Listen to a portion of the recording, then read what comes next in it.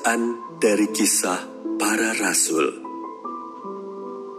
Sekali peristiwa, Allah menyuruh Petrus pergi ke rumah perwira Kornelius.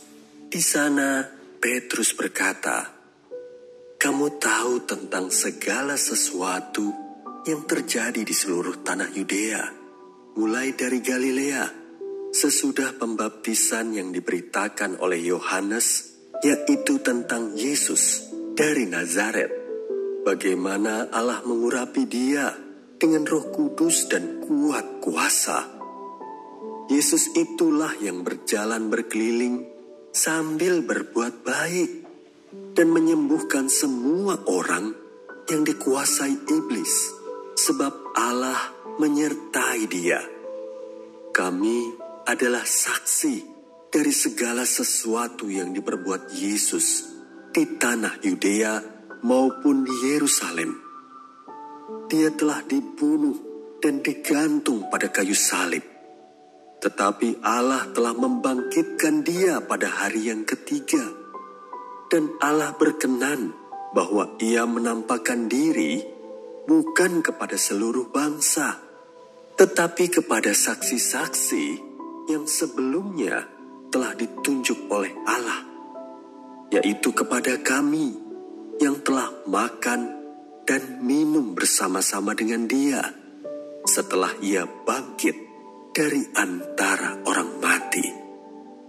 Dan Yesus telah menugaskan kami memberitakan kepada seluruh bangsa dan bersaksi bahwa dialah yang ditentukan Allah menjadi hakim atas orang-orang hidup dan orang-orang mati.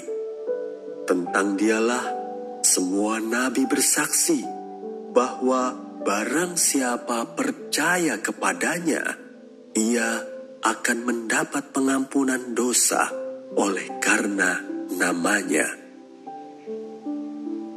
Demikianlah sabda Tuhan.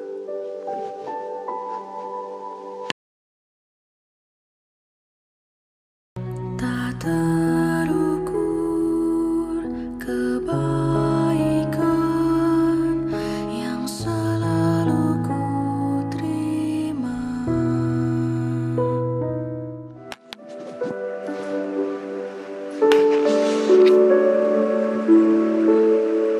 Bacaan dari surat Rasul Paulus kepada jemaat di Kolose.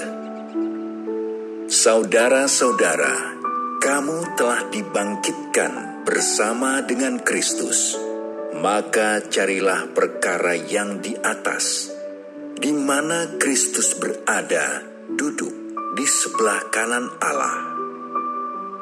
Pikirkanlah perkara yang di atas, bukan yang di bumi. Sebab kamu telah mati, dan hidupmu tersembunyi bersama dengan Kristus di dalam Allah.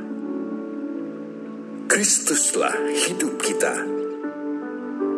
Apabila ia menyatakan diri kelak, kamu pun akan menyatakan diri bersama dengan dia dalam kemuliaan. Demikianlah sabda Tuhan.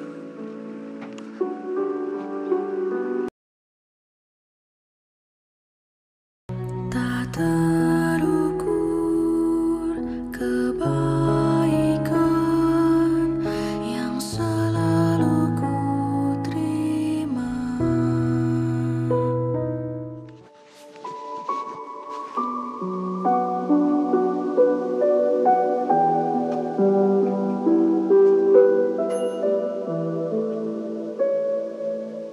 Inilah Injil suci menurut Yohanes.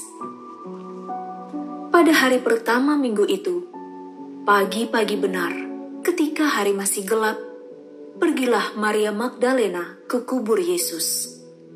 Dan ia melihat bahwa batu telah diambil dari kubur. Maka ia berlari-lari mendapatkan Simon Petrus dan murid yang lain yang dikasihi Yesus. Ia berkata kepada mereka, "Tuhan telah diambil orang dari kuburnya, dan kami tidak tahu di mana ia diletakkan. Maka berangkatlah Petrus dan murid yang lain itu ke kubur.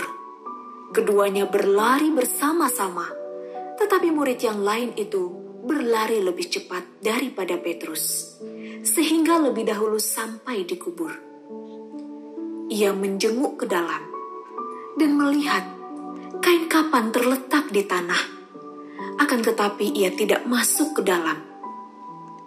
Maka tibalah juga Simon Petrus menyusul dia dan masuk ke dalam kubur itu. Ia melihat kain kapan terletak di tanah, sedang kain peluh yang tadinya ada di kepala Yesus tidak terletak dekat kain kapan itu, tetapi agak di samping di tempat yang lain dan sudah tergulung. Maka masuklah juga murid yang lain yang lebih dahulu sampai di kubur itu. Ia melihatnya dan percaya.